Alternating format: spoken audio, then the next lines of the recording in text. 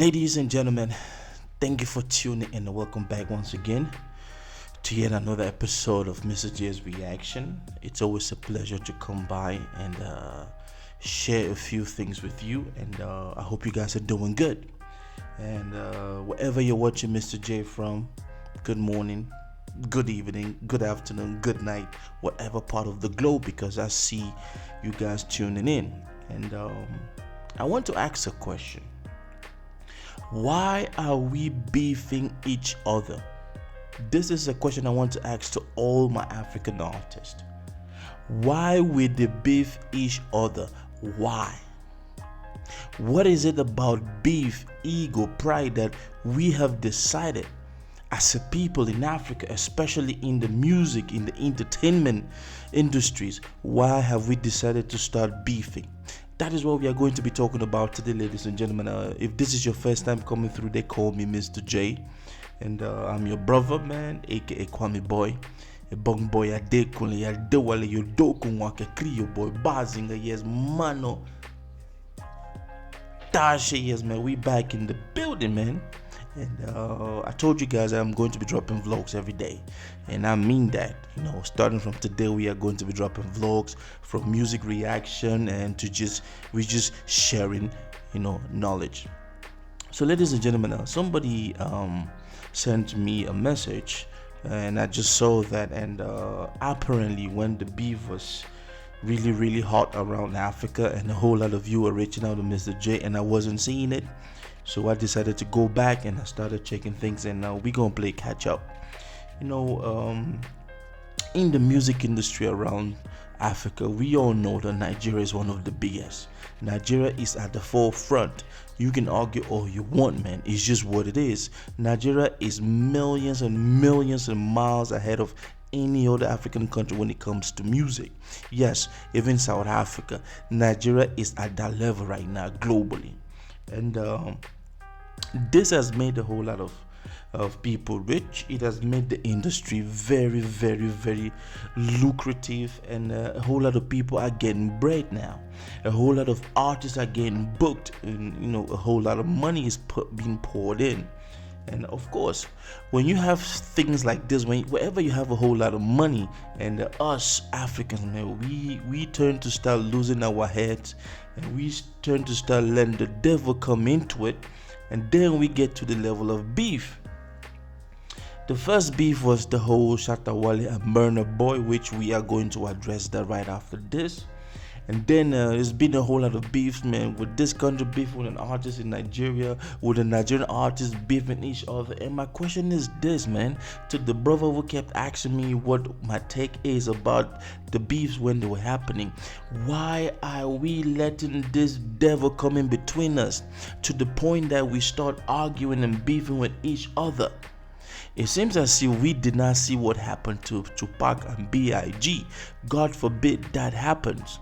Now, ladies and gentlemen, I want us to talk about the most recent beef, which is actually unfolding in the Nigerian industry, and that is between two heavyweights, two talented brothers that are supposed to be holding hands, brothers that are supposed to be each other's keeper, Wizkid and Davido, man. This beef has been going on, but of course, we all know that at a certain level, you start asking yourself, but how far is this ish gonna go? Where are these people taking this beef to? Are they going to stop, or is this how it is going to be? Wizkid is a very talented artist. This man has gone global, started from nothing, the Banky W's, and then this man is international. Davido is another super mega star. They are all epic artists, man. They are all great talents who have been putting the flag of Africa in the forefront by way of Nigeria. You have people around the world dancing to Afrobeat because these brothers did their thing. You have people around the Caribbeans vibing to African music because these brothers projected it, not just the two of them, because we have other brothers who came in and did that. But this beef is about Wizkid and Davido. Now, if you ask me, I would just tell you, the brother who sent me a message, this is all about ego. This is all ego in play. This is in testosterone, man. Testosterone in play. You feel me? Machoism in play. Now Wizkid, he's made it in his own right. He built his career to where it is today. Davido too has done that. But this is what happens when somebody gets into a whole lot of money. Now picture this: you wake up, you were born, you come from a humble family, and then you start making this kind of money that you never ever dreamt of. Suddenly you find your voice. Now, I don't want to go into who is right or who is wrong, because I know that Wizkid fan base, you guys always come at MisterJaay, and the Davido fan base will always come at MisterJaay. But I want to say this: African music has its voice now. We have a voice globally, internationally. They recognize Africa. Why do we resort to beefing each other? Now, have you people ever thought about this whole concept of why is it that instead of beefing, these two brothers could be actually making collabos this year? Now we saw the whole Jesus is King situation, and then we saw the whole okay, I'm quitting music situation, and then we saw the whole Wizkid dropping two songs right after that, and then Davido trolling Wizkid with Choma, and all these all kind of petty kind of things, man. Look, I'm of the generation where I think that it's better to make peace. It's better to work together so that we build a community that is stronger than to be separated just because this person said something that the other person doesn't like. And rather than thinking like out the box, bro, we need to squash this ish. But then the fan base are taking it to a whole different level. It might just be a game, fun and games for the two artists, but their fan base will take it to a different level, man. I've seen a whole lot of attacks that somebody who takes sides gets from one artist's fan base. But all of this is nonsense, man. You guys are great artists. I'm talking about Wizkid and Davido, man. And your fan base, man. I come in peace and I come in love. But if you ask me, let's kill the ego, man. Let's make good music.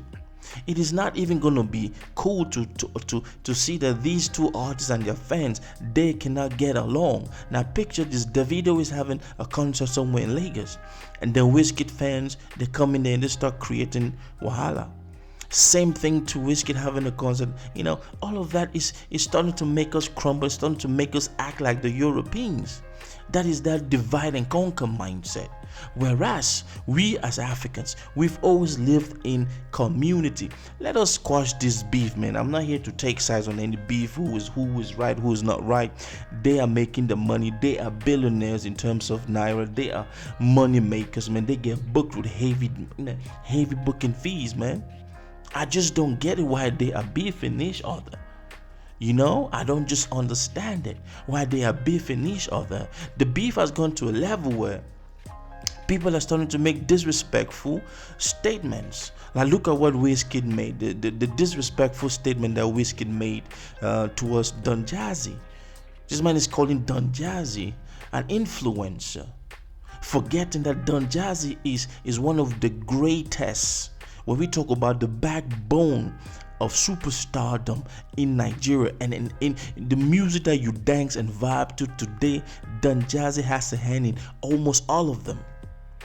You don't believe me?